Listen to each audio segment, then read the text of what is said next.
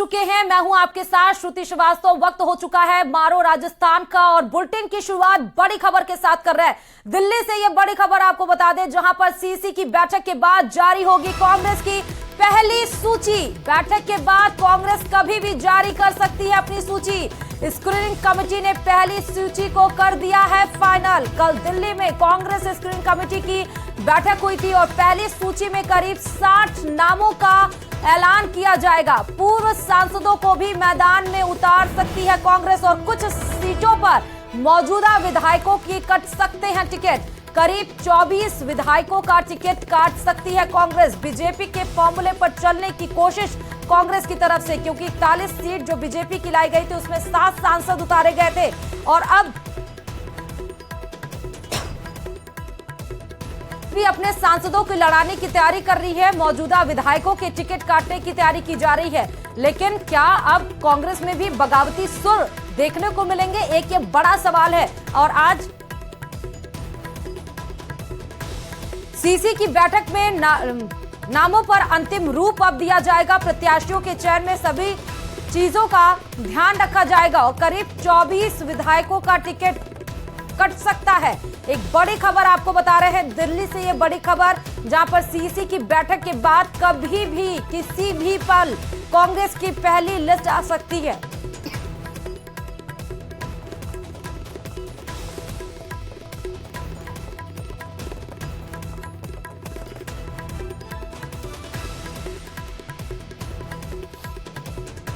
PCC chief Govind Singh Dotasra का एक बड़ा बयान भी इस बीच में सामने आया। बड़ी खबर आपको बता रहे हैं। पीसीसी चीफ गोविंद सिंह डोटासरा ने कहा कि सभी सीटों को लेकर व्यापक चर्चा फिलहाल हमारी हो चुकी है।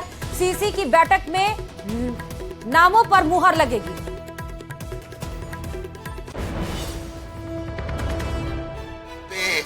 विनेबिलिटी भी देखते हैं, सहमति भी देखते हैं, सारी चीजें देखी जाती हैं। हर चीज के ऊपर एंगल पे चर्चा करके फिर सीजी को हम लोग स्क्रीनिंग कमेटी को सुझाव देते हैं। फिर स्क्रीनिंग कमेटी का काम है कि वो किस तरीके से आगे सीसी में लेकर के जाए। हम मेंबर हैं इसलिए हम हमारी राय देते हैं। काम गोगई साहब का और उनके दोनों जो साथी हैं उनका काम है कि वो क्या पैनल लेके जाते हैं सीईसी में। कुछ सीटों पर कोई विरोध भी आपस में नहीं, विरोध का काम ही नहीं है। सब एकदम आनंद में सहमति से सबने अपने अपने सुझाव दिए और उसके बाद में सबने साथ नाश्ता किया और सब एकदम एंजॉय करें, क्योंकि हम जीत रहे भाई। हमारी सरकार आ रही है, हमने अच्छा काम किया। और भारतीय जनता पार्टी में जो विरोध का आलम है, हमने तो 70 साल में लोग कहते हैं नहीं देखा ऐसा विरोध आपस का। सांसदों को भारतीय जनता पार्टी ने टिकट दिया, उस पर वो उनके पास उम्मीदवार नहीं है, इसलिए अपने जो सांसद रहते हुए जो फेल हो गए उनकी टिकट काटने का एक आधार बना लिया कि इनको पहले एमएलए में टिकट दो या हार जाएंगे। तो बड़ी खबर आपको दिल्ली से बता रहे हैं, जहां पर PCC chief Govind Singh Dotasra BJP पर हमलावर भी दिखे, लेकिन उन्होंने कहा कि जो जिताऊ कैंडिडेट है उनको टिकट मिलेगा। और हमारे इस खबर पर संवाददाता लखबीर जुड़े हुए हैं दिल्ली से। लखबीर, एक अहम जानकारी आपकी तरफ से, क्योंकि सीसी की बड़ी बैठक में 60 लोगों की एक लिस्ट फिलहाल कांग्रेस तैयार कर चुकी। कभी भी नामों का ऐलान किया जा सकता है। लखबीर। बिल्कुल प्रियंका, कल लगातार मंथन हुआ कांग्रेस स्क्रीनिंग कमेटी की बैठक में और स्क्रीनिंग कमेटी के पहले भी लगातार मंथन कर रही है कांग्रेस पार्टी, राजस्थान इकाई भी और सेंट्रल यूनिट यानी कि एआईसीसी भी।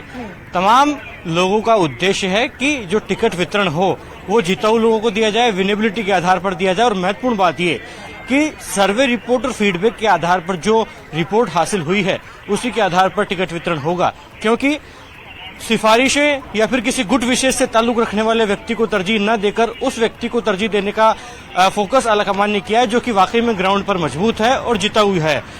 ऐसे में उन तमाम विधायकों के टिकट भी काटे जा सकते हैं जो कि ग्राउंड पर मजबूत नहीं है। ये बड़ी जानकारी है कि मौजूदा कई मंत्रियों और विधायकों पर गाज गिर सकती है और उनके टिकट भी काटे जा सकते हैं अगर क्षेत्र में उनकी परफॉर्मेंस रिपोर्ट है, सर्वे रिपोर्ट या फिर फीडबैक जो कि एआईसीसी इंचार्ज के द्वारा मिला है, इसको इंचार्ज के द्वारा मिला है या फिर ऑब्जर्वर्स जो गए थे पूरे प्रदेश में उनके द्वारा जो रिपोर्ट आई उसके आधार पर अगर किसी भी विधायक की या फिर मंत्री की रिपोर्ट कमजोर है तो उस पर गाज गिरना संभव है और तकरीबन 1.5 से 2 दर्जन ऐसे मौजूदा विधायक हो सकते हैं जिनकी टिकट काटे जा सकते हैं। अगर ऐसा होता है तो कांग्रेस एक नई ऊर्जा के साथ दिखाई देगी, एक नई स्फूर्ति दिखाई देगी और अगर ऐसा संभव हुआ तो एक नई लीडरशिप अगर आती है तो भारतीय जनता पार्टी के सामने भी एक चुनौती हो सकती है, क्योंकि मौजूदा विधायकों के सामने एंटी इनकम्बेंसी है, ये लगातार भारतीय जनता पार्टी दावा करती है। अगर टिकट काटे जाते हैं उन लोगों के तो रोचक मुकाबला हो सकता है। रोचक इसलिए भी क्योंकि भारतीय जनता पार्टी ने 41 नामों की सूची जारी कर दी है और उसमें मौजूदा 7 सांसदों को चुनावी मैदान में उतारा है। ऐसे में उसकी स्ट्रेटेजी क्या होगी, किस स्तर के नेता को उन सांसदों के सामने कांग्रेस उतारती है, ये देखने वाली बात होगी। क्योंकि एक खबर ये भी आई है कि पूर्व सांसदों को कांग्रेस भी उतार सकती है। अगर ऐसा होता है तो क्या उन बीजेपी सांसदों के सामने उतारा जाएगा या दूसरी सीटों पर उतारा जाएगा और उसका क्या इम्पैक्ट कांग्रेस के कुनबे से निकल कर आएगा, इस पर फिलहाल सभी की निगाहें हैं। लेकिन उन 7 सांसदों के सामने तो कांग्रेस पार्टी को ऐसे प्रत्याशियों का चयन करना होगा जो केवल उस सीट पर बल्कि उस क्षेत्र की तमाम सीटों पर कांग्रेस के लिहाज से भी प्रभाव डाले, क्योंकि बीजेपी ने ये मास स्ट्रेटजी अपनाई है जिसका लाभ भारतीय जनता पार्टी उठाना चाहती है। लेकिन कांग्रेस भी कम नहीं है, क्योंकि कांग्रेस के अध्यक्ष जो कि प्रदेश के पीसीसी चीफ है गोविंद डोटासरा, उन्होंने बीजेपी की लिस्ट पर तो पहले ही कहा है कि नहले पर दहला देंगे और बीजेपी के तमाम सांसदों की रिपोर्ट जो है वो ठीक नहीं है, उनके खिलाफ विरोधी लहर है, इसलिए उन लोगों को लोकसभा में हार का सामना होगा, इसलिए बीजेपी ने उन्हें विधानसभा चुनाव में उतारा है। लेकिन विधानसभा चुनाव भी वो लोग हारेंगे। बहरहाल ये भविष्य के घर में जो कि देखना दिलचस्प होगा। लेकिन कांग्रेस पार्टी अपने टिकट चयन को लेकर लगातार माथापच्ची कर रही है। कल करीब 4 घंटे का मंथन हुआ और 60 नामों की पहली सूची सीईसी की बैठक के बाद शारदीय नवरात्रों में ही जारी हो सकती है। ये फिलहाल बड़ी खबर है। प्रियंका, लखबीर, एक तो बात बिल्कुल सही कही आपने कि नहले पे दहला खेलने की कांग्रेस पूरी कवायद कर चुकी है।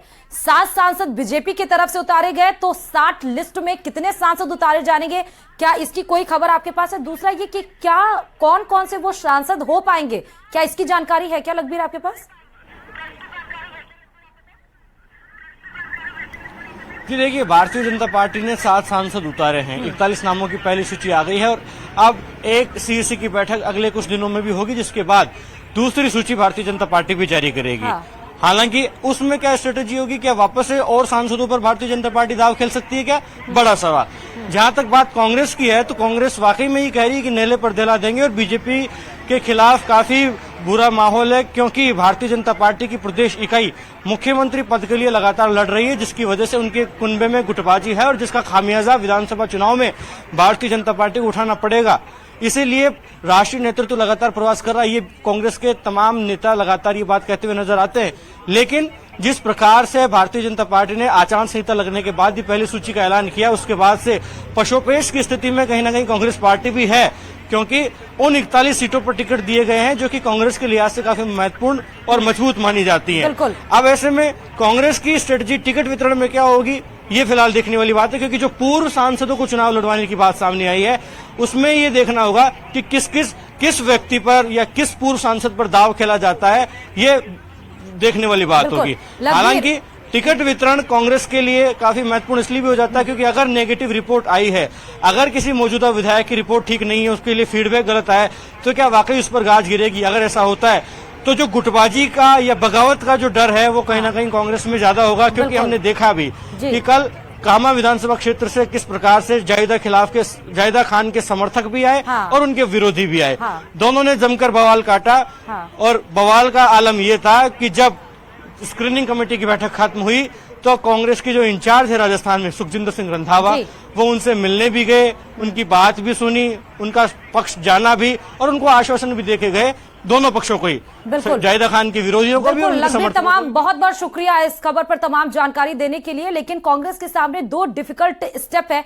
एक तो ये कि राष्ट्रीय नेतृत्व पर भरोसा जताने की कोशिश कांग्रेस कर रही है, यानी कि सवाल उठेंगे बीजेपी की तरफ से कि क्या राज्य के नेतृत्व पर भरोसा नहीं रह गया, क्योंकि कांग्रेस भी लगातार सवाल दाग रही थी जब सांसदों को उतारा गया। और दूसरा ये कि बगावती सुर जो उत्पन्न हो रहे हैं उसको कैसे डैमेज करती है। बहुत बहुत शुक्रिया लखबीर तमाम जानकारी देने के लिए। खबरों में आगे बढ़ते हुए बता दें कि कांग्रेस के कई वर्तमान विधायकों के खिलाफ पार्टी कार्यकर्ताओं का गुस्सा 7वें आसमान पर है।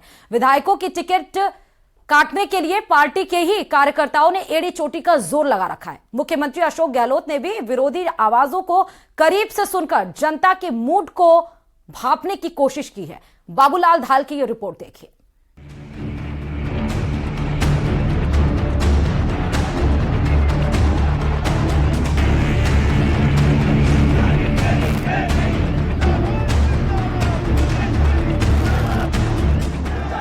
ये कोलाहल,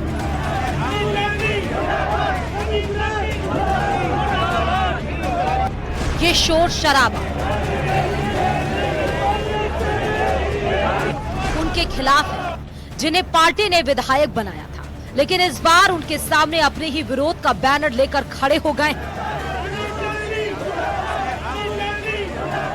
दरअसल शुक्रवार को जब पीसीसी वॉर रूम में टिकटों को लेकर मंथन चल रहा था तो बाहर कार्यकर्ता खिलाफत का झंडा बुलंद किए डटे हुए थे। बैठक खत्म होने के बाद जैसे ही सीएम बाहर निकले तो कार्यकर्ताओं की भीड़ ने अपनी आवाज बुलंद की, जिसे मुख्यमंत्री गहलोत भी अनसुना नहीं कर पाए और कार्यकर्ताओं की भारी भीड़ में जमीनी सच्चाई जानने पहुंच गए। इस दौरान मुख्यमंत्री ने इसे सत्ता विरोधी लहर मानने से इनकार कर दिया और कहा कि कार्यकर्ताओं का जोश और जनता के बीच सरकार की बेहतर छवि हमें जीत दिलाएगी। जो उत्साह है लोगों के अंदर वो आपके सामने है। आप किसी गांव में चले जाओ, किसी भी गांव, किसी को पूछ लीजिए आप यहाँ पे हम लोग, वो ये कहेंगे कि सरकार के खिलाफ भी कोई एंटी इंकम्बेंसी नहीं है, तो सरकार के विरुद्ध में कोई लहर नहीं है। सबसे बड़ा पॉइंट आज राजस्थान के अंदर ये है, सारी स्कीमों को लोग वेलकम कर रहे हैं। सरकार विरुद्ध लहर जो होती है या सरकारें चलती है वहाँ लहर होती है थोड़ी बहुत। ये पहला राज्य राजस्थान है यहाँ पर कोई सत्ता विरोधी लहर नहीं चल रही है। और जब मैं ये कह रहा हूँ सोच समझ के कह रहा हूँ, किसी को पूछ लीजिए आप, आपको सब एक स्वर में कहेंगे। इधर दिल्ली में स्क्रीनिंग कमेटी की बैठक का दौर शुरू हो चुका है। इससे पहले शुक्रवार को जयपुर में पीसी की बैठक हुई तो प्रदेश भर से आए दावेदार और उनके समर्थक विधायकों के खिलाफ मोर्चा खोलकर वॉर रूम के बाहर चट्टान की तरह खड़े हो गए। विधायकों के खिलाफ आरोपों की बौछार की गई, किसी को भूमाफिया करार दिया गया तो किसी पर पार्टी में गुटबाजी को बढ़ावा देने के आरोप लगाए। देख रहा हूँ हम विधायक दानी सम्राट को हटाने के लिए आए हैं। सर्व समाज के लोग यहाँ हैं, प्रमुख साहब है, वाइस चेयरमैन है, कई सरपंच हैं। हमारा निवेदन आला कमान से कैसे भ्रष्ट विधायक को हटाए, वो बजरी माफिया, भू माफिया, उन्होंने गरीबों की जमीन पर अतिक्रमण कर रखा है। जनता की आवाज सुनने के लिए, जनता की बात सुनने के लिए ना वहाँ के लोकल पार्षदों के साथ इसमें अमीन भाई का कोई व्यवहार सही है। अमीन भाई इस बार किशनपुर से चुनाव लड़ते हैं, यदि सरकार उनको अमीन भाई को किशनपुर से टिकट देती है तो यहाँ की आवाज किशनपुर की जनता उनके पूरे विरोध में है, पूरे विरोध करेगी। कांग्रेस में टिकट का मूवमेंट अब जयपुर से दिल्ली शिफ्ट हो चुका है, लेकिन इससे पहले दावेदार आखिरी वक्त तक टिकट की रेस में बने रहने के लिए पूरी ताकत झोंक चुके हैं, क्योंकि वर्तमान विधायकों के टिकट कटेंगे तब उनका नंबर आएगा। लेकिन फिलहाल ग्रैंड ओल्ड पार्टी में ज्यादा जोखिम दिखाने का साहस नजर नहीं आ रहा है। 2018 के विधानसभा चुनाव में भी ऐसा एक नारा गूंजता था। तब बीजेपी की जनसभाओं में लोग कहते थे, मोदी तुझसे बैर नहीं, वसुंधरा तेरी खैर नहीं। अब 2023 है और कांग्रेस के कार्यकर्ता जहां पर भी पार्टी की बैठकें हो रही है वहां पर नारे लगा रहे हैं और कह रहे हैं, विधायक तेरी खैर नहीं, कांग्रेस तुझसे बैर नहीं। कांग्रेस के विधायकों के खिलाफ जनता के बीच पनपे आक्रोश को पार्टी कितना थाम पाएगी ये तो देखना बाकी है, मगर विरोध के इन स्वरों को सुनकर अनदेखा करना पार्टी के लिए भारी पड़ सकता है। कैमरा पर्सन दिलीप चेची के साथ बाबूलाल धायल, न्यूज़ 18 जयपुर।